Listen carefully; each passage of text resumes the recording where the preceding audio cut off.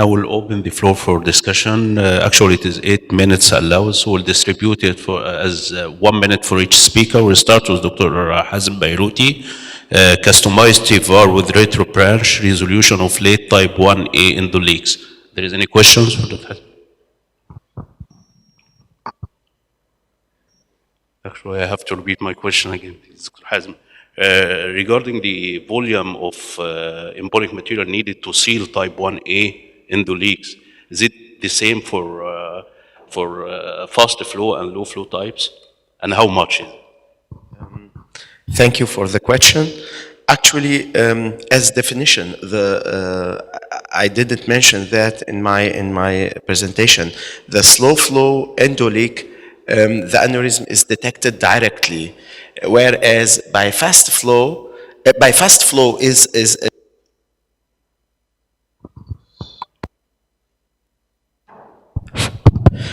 but by fast flow endoleak, the aneurysm is detected directly, whereas by slow flow, the aneurysm is detected or contrasted new only when the contrast meter reaches the end of the stent. So, for the contrast metal, actually we don't have enough data, reliable data for endoleaks, especially for endoleaks type 1A for TVAR. We have passable data for endoleaks type 1A by EVAR. It depends on the volume, of course, but about 15 to 20 milliliter. Yes.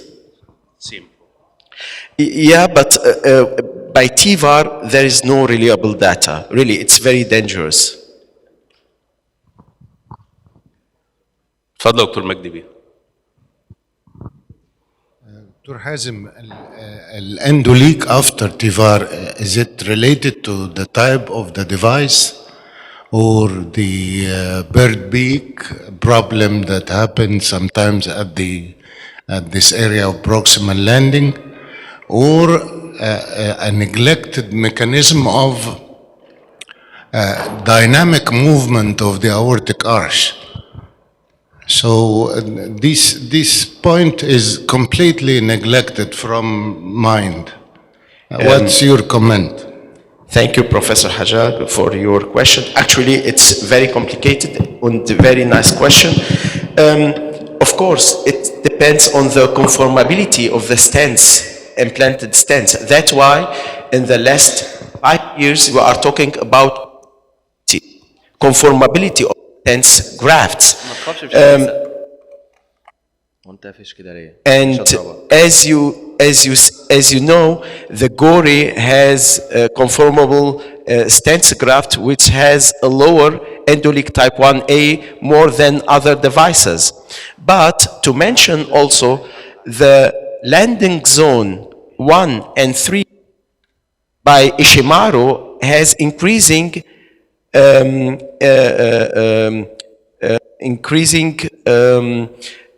access or increasing percent for endoleak type 1A more than zone 2 as the stents landing in a curve. That's also, it plays a role which kind of aortic morphology you have, if this one type 1 or type 2 or type 3. Type 1 and 3 has more incidence of endoleak type 1 more than others type. Hazem, I have a question. تفضل. Yeah, question, Hazem. Same for type 1 endoleak. I mean, it is very frustrating with the TVAR and different than after EVAR. Like in TVAR, I think we need 2 centimeter landing zone. We cannot compromise that. This is very important. As you said, I mean, even if you have to go 1 zone up, it's better to do it from the beginning, because the moment you have type 1 endoleak, it's very hard to deal, and then you have to go at least 2 zones to fix it. Where in the EVAR, you can go a bit up and you can fix it, you know. So I think the landing zone is so important. 2 centimeters should not be compromised when you're dealing with the TVAR. The second thing, this should be measured on the inner. People, they do it on the central line, which is wrong, you know. You have to do it in the inner curve, the 2 centimeters. So really, you have to have a good 2 centimeter on inner curve to prevent it. Because the moment you get it, it's really you have to go very far to fix it, you know. But my question now for you, do you have any experience with the endo anchors to treat type 1 endo leak? Actually, Professor Summer, you have right. The respect of the landing zone for more than 20 millimeter is very essential here in TVAR. We cannot be very reliable as by EVAR. In EVAR, we have more options for re-endovascular operation more than TVAR. Actually, for endo anchors, I don't have any experience. I really have a doubt about this kinds of treatments, especially when we are talking about aortic arch.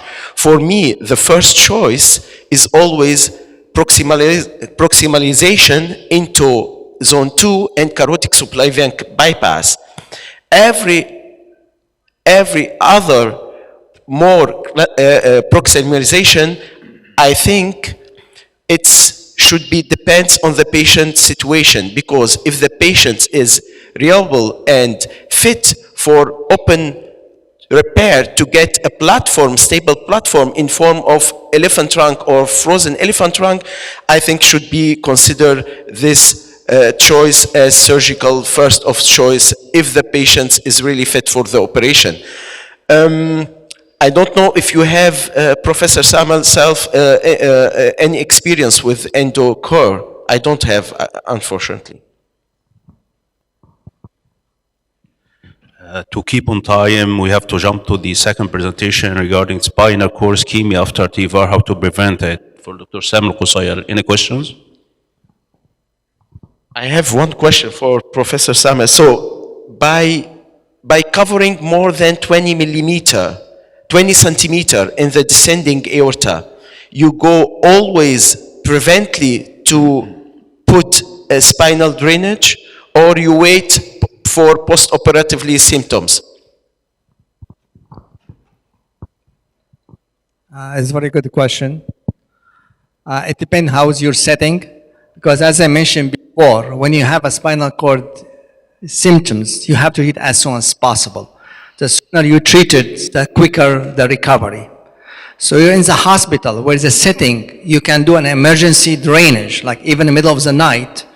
I think you can wait until the patient wake up and examine him. If he has any symptom, you can put it there, because all the studies showed it's no different if you do it prophylactic or therapeutic, but it has to be done in an emergency situation. But if you work in the setting that to get the CSF drainage can take you hours, no, it's better to do it prophylactic.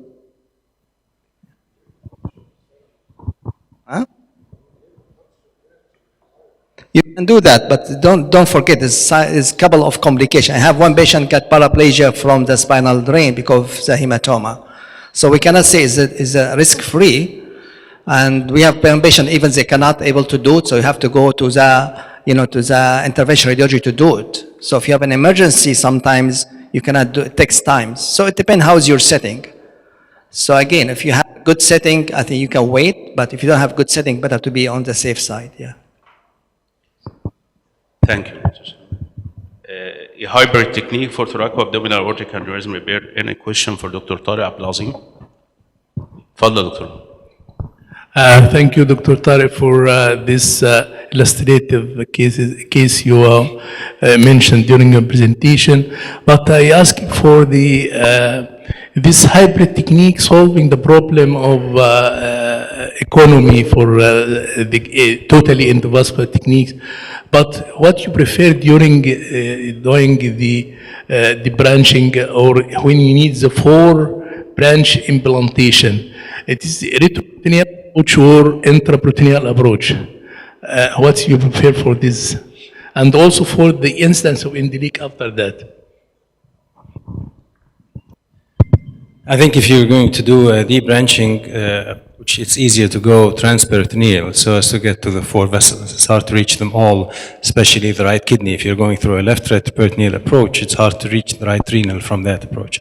So I would go intraperitoneal. The key thing is to find a healthy segment for takeoff, either a healthy common iliac or even a healthy distal aorta. This is crucial to allow clamping safely and then do the bypass. Endoleak shouldn't be that high. Supposedly, this technique reduces the endoleak because you just fire the graft all the way across, and you have already ligated the origins of the vessel. You're supposed to ligate the vessels after you do the bypass, so you don't get that type 2 endoleak. Dr. Tariq,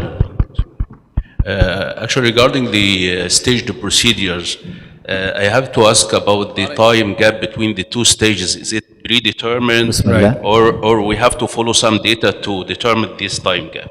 This is a very good question. It's very variable, very variable. Okay. Most authors would go within 12 weeks between the two procedures, but some of them have waited for months. If the, like if the distal segment is enough to warrant urgent intervention, some have gone for several months waiting and following up for expansion. So it's not really a fixed time. It's variable with different patients. On the average, most papers would give you a 12-week range between the two procedures. Thank you. For our professor, Magdi Hagag, about the simple EVAR and challenging EVAR, sweet day and bitter day. في أي سؤال؟ For Dr. Omar Kashif, new insights on the classification of iliac occlusive disease. So we'll jump for Dr. Hassan Al-Thani about aortoenteric fistula challenges and outcome, Qatar local experience. Any questions? Faddal. Dr. Hassan, I can't see you. Where are you? Is he sitting here? Yes. It's a very impressive presentation about a complication that a lot of us has faced before. I congratulate you for the nice management for these cases, but I would like to ask you, they are all aortoenteric fistulas. How many esophagus, how many stomach, how many duodenum were in these cases? And you didn't elaborate on the part of viscous management. I know that you concentrated on the vascular management, but I'd like to hear what did you do with the viscous, because the viscous is very important, maybe recurrent, maybe leakage, maybe so. So what's the other part of this presentation? Thank you. Thank you. Excellent question. Actually, the table summarized the location of the anastomosis. So that we had aortoesophageal fistula in 3 cases, the 4 cases, sorry, 2 foreign bodies and 1 prosthetic and 1 following a sleeve gastrectomy, and the rest aortoduodenal fistula. The segment that we deal with, the viscera, 1 had total esophagectomy and reconstruction with a transverse colon. The other 2, unfortunately, foreign bodies both died, 1 before surgical intervention and 1 on table from massive bleed. Regarding the duodenal, all of them had a primary repair. 2 out of these patients had a leak. 1 was controlled with a drainage and proximal and distal tube placement, gastrostomy tube, and also jejunostomy tube and T-tube at the site of the fistula, and actually managed to control it without a consequence, and the rest actually died from bleed or from sepsis. So we had in total 5 mortality within the hospital stay, and the rest actually survived until now.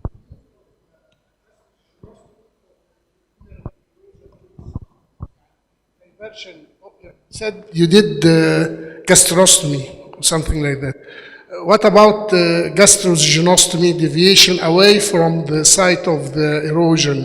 Is this, you think, a good solution to prevent the recurrence and the infection?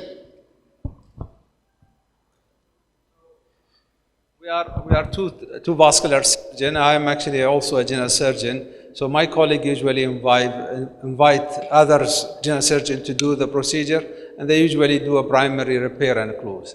I also intend to repair by refashioning the duodenum and actually primary repair. But one case that had a big fistula, I had to put a T-tube and divert the flow from the stomach by gastrostomy tube and also jejunostomy tube for feeding for this patient, as treating this as pancreatic almost diversion with type 4 duodenal injury. Okay, last question, Dr. Muhammad Omar Farouk. Bismillah ar-Rahman ar-Rahim, Professor Hassan Al-Sani, thank you very much for a great lecture. I was really very impressed with the technique, with the advanced use of multiple tools. Aortoenteric fistula, one of the fatal complications that we see, and your salvage rate is really remarkable. So my comment really is a congratulation to have such unit in the Gulf, where I'm not sure how many countries will have such a great facility, although you have a small number. But I really enjoyed every case you presented, and thank you very much for a great experience. We're really delighted for that. Thank you. شكرا جزيلا. الحقيقة كده أول سيشن خلاص انتهى. متشكرين لكم جميعا. We have to invite the board team for this conference to come here and to start the opening ceremony. Dr.